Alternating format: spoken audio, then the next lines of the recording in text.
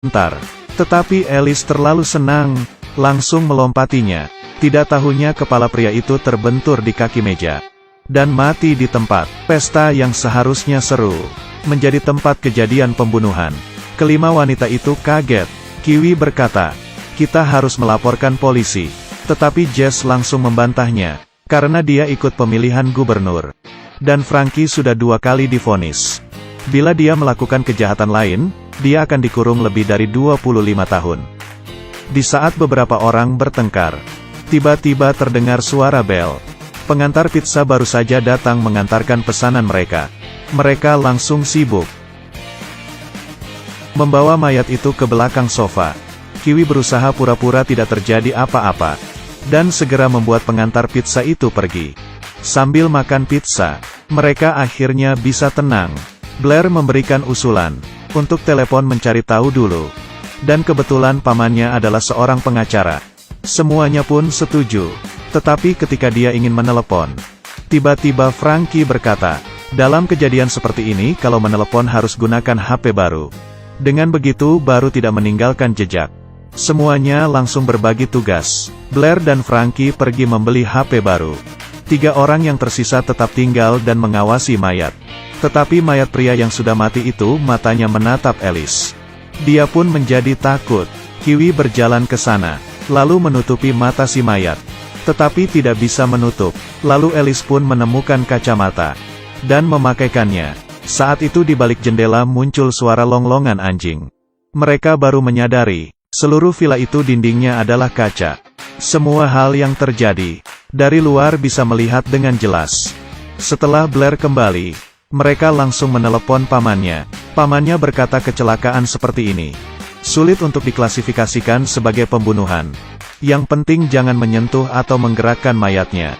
Jika sengaja untuk menghancurkan tempat kejadian, berarti itu sama dengan pembunuhan.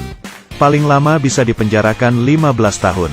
Semuanya saling melihat, mengetahui keadaan mereka. Pengacara berkata satu kalimat, "Bila tidak ada mayat berarti tidak bisa membuka kasus. Sepertinya hanya bisa menghancurkan si mayat." Mereka memindahkan mayat ke dalam motor jet ski, dan mendorongnya ke tepi laut. Belum juga memutuskan siapa yang pergi. Sebuah cahaya menerangi mereka. Pasangan suami istri ini tinggal di sebelah. Mereka langsung berpura-pura ingin pergi bermain di laut. Tetapi pasangan itu sudah mengetahui keberadaan mayat itu. Untungnya Kiwi langsung berpura-pura menyiumi mayat itu. Tidak mudah mengusir pasangan suami istri itu. Kiwi dengan menghela nafas, menyetir jet ski itu menjauhi daratan. Lalu berhasil membuang mayat itu. Sekarang mereka hanya perlu membersihkan semua darah yang ada di ruangan. Lalu menghilangkan sidik jari. Lalu terakhir mereka foto bersama di pantai. Meninggalkan bukti mereka liburan. Dengan begitu mereka pun berhasil menghilangkan mayat. Tetapi di saat itu, Alice yang menyadari pun berteriak. Karena di sudut foto itu, terbaring seorang pria. Rupanya mereka baru saja melemparkan pria itu ke laut. Diterpa kembali lagi ke daratan. Mereka pun kembali ke villa. Kelima wanita itu ketakutan. Di saat itu tiba-tiba terdengar suara ketukan pintu. Rupanya adalah seorang polisi. Apa mereka sudah ketahuan? Tidak menunggu mereka menjelaskan, polisi langsung mulai memeriksa Frankie. Dengan naluri, Frankie memukul kepalanya dan pingsan. Sekarang masalah menjadi semakin ribet. Mereka tidak hanya melakukan pembunuhan tidak sengaja ke tukang pijit, tetapi juga memukul polisi hingga pingsan. Mereka memutuskan untuk mengangkat polisi dulu. Pelan-pelan. Tetapi baju polisi malah robek. Dan di dalamnya muncul seragam tukang pijit. Setelah saling memastikan, polisi bohongan ini barulah tukang pijit yang mereka cari di internet. Lalu pria yang baru saja mereka bunuh itu siapa? Untuk sementara waktu mereka hanya menemui jalan buntu. Mendiskusikan sepanjang malam. 5 wanita itu sudah kelelahan. Mereka hampir putus asa dan bertengkar hebat. Terakhir Jess memutuskan untuk menyerah. Tetapi sebelum masuk ke penjara dia ingin mandi dulu. Lalu berdandan yang cantik. Sedangkan yang lainnya juga belum terpikirkan harus bagaimana. Tiba-tiba di sudut muncul suatu suara. Mereka menemui sebuah HP di dalam jaket si mayat. Di layarnya terlihat ada seseorang yang sedang mengincarnya. Belum juga mereka merespon. Suara bel tiba-tiba bunyi. Alice melihatnya. Kali ini benar-benar dua orang polisi. Dan mereka sedang mencari pria yang baru saja mereka bunuh. Sepertinya kita tidak bisa bersembunyi. Alice pun membukakan pintu.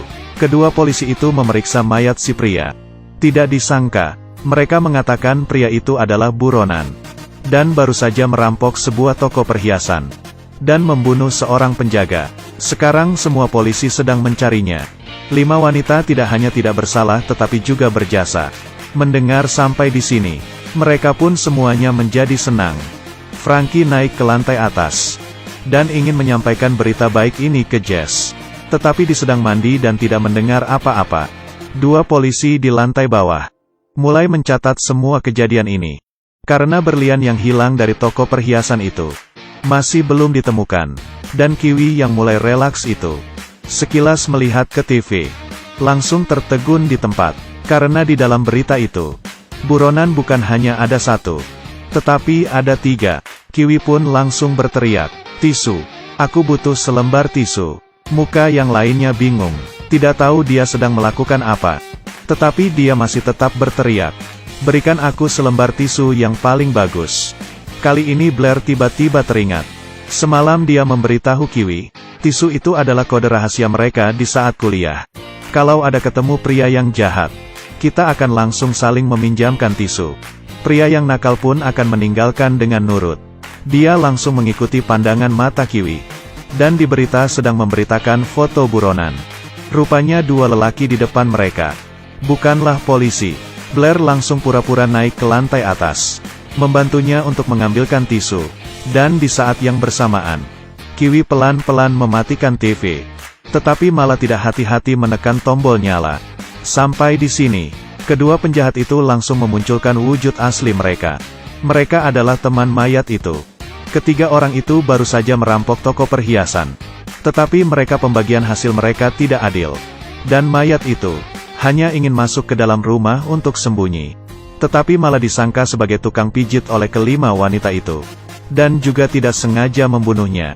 Penjahat mengumpulkan semua wanita itu bersama. Dan mulai menanyai keberadaan berlian itu. Di sisi lain, Jess yang masih saja mandi, tidak mengerti sama sekali situasi di lantai bawah. Hingga dia berjalan keluar kamar. Baru menyadari semuanya diikat. Dia dengan cepat bersembunyi di balik pintu. Dan menyemprot mata penjahat dengan semprotan serangga. Selanjutnya, mengolesi pahanya, dan menempelkannya di mulut penjahat. Lalu di saat semua orang tidak siaga, langsung turun dari lantai 2, dan berhasil menaklukkan penjahat lain. Sejauh ini, pesta lajang yang konyol dan seru ini, akhirnya berakhir. Keesokannya, Jess dan teman-temannya sampai juga di pernikahannya. Berdasarkan dengan hukum di tempat, terbunuh tanpa disengaja, itu tidak bersalah malah berjasa. Dan Jess yang dengan berani melawan penjahat itu. Dengan cepat beritanya tersebar di internet. Dan mendapatkan banyak sekali dukungan.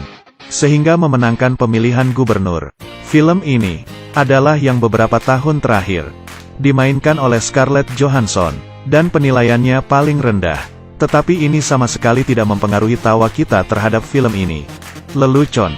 Pesta lajang ini benar-benar membuat kita mengerti. Perempuan kalau kumpul bersama sangat mengerikan.